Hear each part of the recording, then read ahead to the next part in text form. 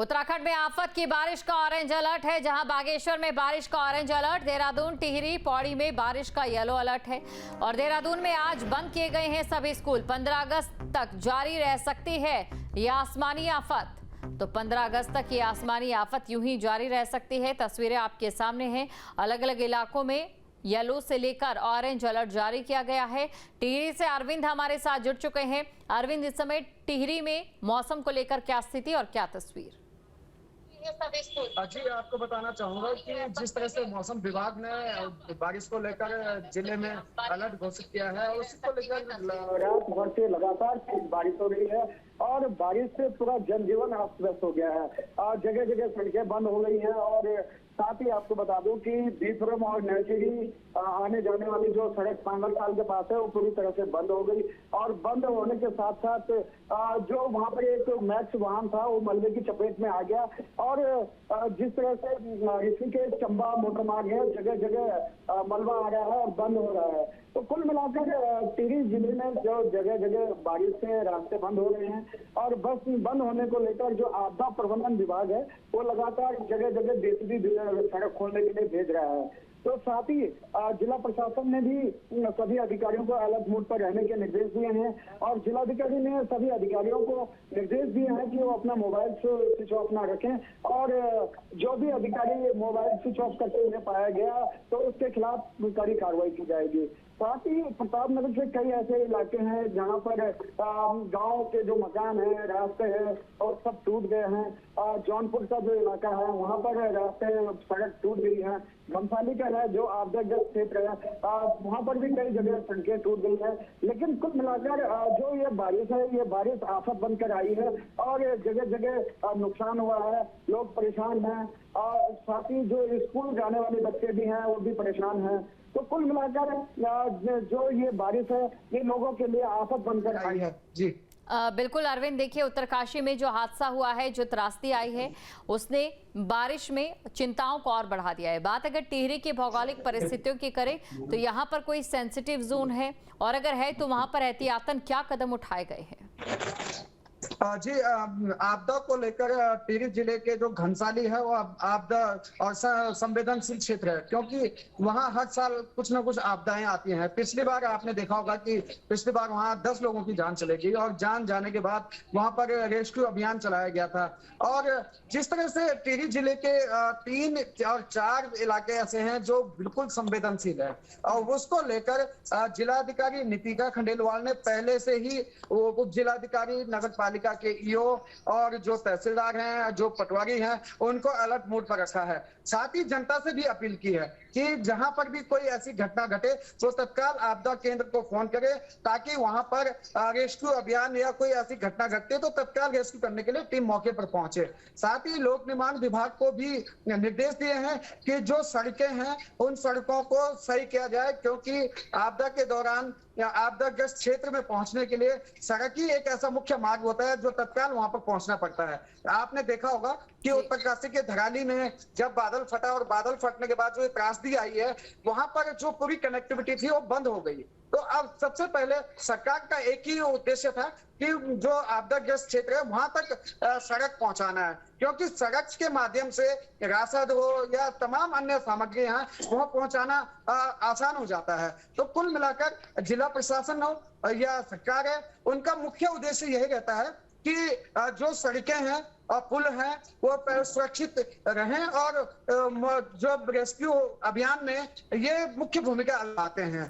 तो जिला प्रशासन ने सभी अधिकारियों को अलर्ट मोड पर रखा है और आप देख सकते हैं कि मेरे पीछे ये लगातार बारिश हो रही है। बारिश में खड़ा नहीं रहा जा पा रहा है और जगह जगह लोगों को दिक्कतें हो रही हैं।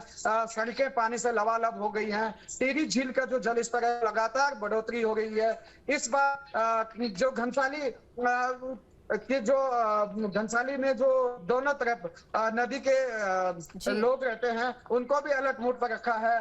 उत्तरकाशी के धराली में जो लगातार पानी बढ़ रहा है उससे टिहरी झील ने भी अहम भूमिका निभाई है, क्योंकि टिहरी झील में जो पानी आया उसने उसको पूरा ऑब्जर्व किया और टिहरी डैम से लगातार 4 टरबाइन चलाकर उस पानी को आगे पहुंचाया जा रहा है। तो कुल मिलाकर टिहरी बांध ने भी इस आपदा में बहुत अहम भूमिका निभाई है। जी बिल्कुल, काफ़ी ज़्यादा प्रभावित हुआ है टिहरी। और देखिए, अगर बात अरविंद इस समय हम भारत की करें तो इसमें कोई दो राय नहीं है कि भारत अब अंतरिक्ष में जाकर रिसर्च कर रहा है। लेकिन अब ज़रूरी ये हो जाता है कि अंतरिक्ष में जो सैटेलाइट लगे हैं उसके ज़रिए जो डिज़ास्टर से पहले अलार्म प्रोसीजर जनरेट करना चाहिए वो यहाँ पर ज़रूर जनरेट हो, जैसे कि बाकी देशों में होता है, ताकि थोड़ी बहुत तैयारी की जो एक समय है, जो सीमा है, वो बढ़ सके। अब ऐसे में मॉनसून को लेकर हम बात करें तो मॉनसून कितने समय तक अभी रहने वाला है उत्तराखंड में? जी, जो मौसम विभाग ने जो भविष्य की है वो 3 दिन के लिए की है और 3 दिन लगातार बारिश की संभावना जताई है। और जो मौसम विभाग ने भविष्यवाणी की है वो सच भी साबित हुई है। लगातार रात से बारिश हो रही है। उत्तराखंड के लगभग जो गढ़वाल क्षेत्र है, पौड़ी है, रुद्रप्रयाग है, उत्तरकाशी, टिहरी, देहरादून का जो इलाके, यहाँ पर लगातार बारिश हो रही है।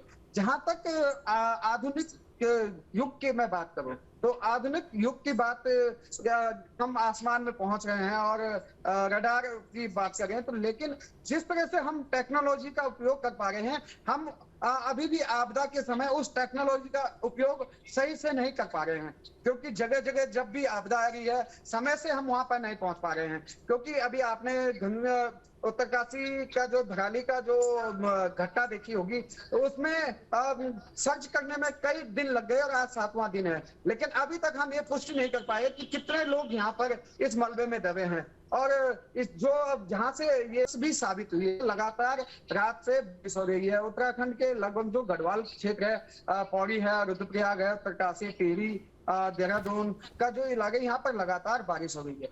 जहां तक आधुनिक युग की मैं बात करूं तो आधुनिक युग की बात, हम आसमान में पहुंच रहे हैं और रडार की बात कर रहे हैं, तो लेकिन जिस तरह से हम टेक्नोलॉजी का उपयोग कर पा रहे हैं, हम अभी भी आपदा के समय उस टेक्नोलॉजी का उपयोग सही से नहीं कर पा रहे हैं। क्योंकि जगह जगह जब भी आपदा आ रही है, समय से हम वहां पर नहीं पहुंच पा रहे हैं। क्योंकि अभी आपने उत्तरकाशी का जो धराली का जो घटना देखी होगी, तो उसमें सर्च करने में कई दिन लग गए और आज 7वां दिन है। लेकिन अभी तक हम ये पुष्टि नहीं कर पाए कि कितने लोग यहाँ पर इस मलबे में दबे हैं। और इस जो जहां से ये बादल फटा है, ये आपदा है, उस अभी तक भी आकलन नहीं कर पाए कि कहां से कितनी मात्रा में ये मलबा यहाँ पर पहुंचा। तो कहीं ना कहीं हम आज आधुनिक युग की बात कर रहे हैं और आधुनिक युग की बात करने के साथ साथ हम उस टेक्नोलॉजी का उपयोग नहीं कर पा रहे हैं जो देश विदेश के लोग आपदा के समय टेक्नोलॉजी का उपयोग करते हैं। कई ऐसे रडार हैं जो मौसम को देखते हुए पहले ही अलर्ट कर देते हैं। लेकिन अभी जो सांसद, पौड़ी सांसद जो अनिल बलूनी है, उन्होंने भी ये मांग की थी कि यहाँ पर जो रडार हैं वो रडार लगाए जाए। बिल्कुल, कुल मिलाकर सैटेलाइट के जरिए भूगर्भीय हलचलों को हम जान सकते हैं और हो सकता है कि उसकी थोड़ी पहले इत्तला हम सभी को हो जाए। और जो भूगर्भ वैज्ञानिकों की ओर से चेताया जा रहा था कि धराली एक टाइम बॉम्ब पर है, काश वो बात सुनी होती तो आज कहीं फैसले लिए जाते। बहुत बहुत शुक्रिया तमाम जानकारी को दर्शकों तक पहुंचाने के लिए। जहां भक्ति है हर शब्द में, कथाओं में छिपे हैं दिव्य रहस्य और ज्योतिष देता है जीवन को दिशा। धर्म से जुड़ी हर बातों को जानने के लिए हमारे चैनल स्तुति को सब्सक्राइब करें। चैनल पर जाने के लिए इस लिंक पर क्लिक करें।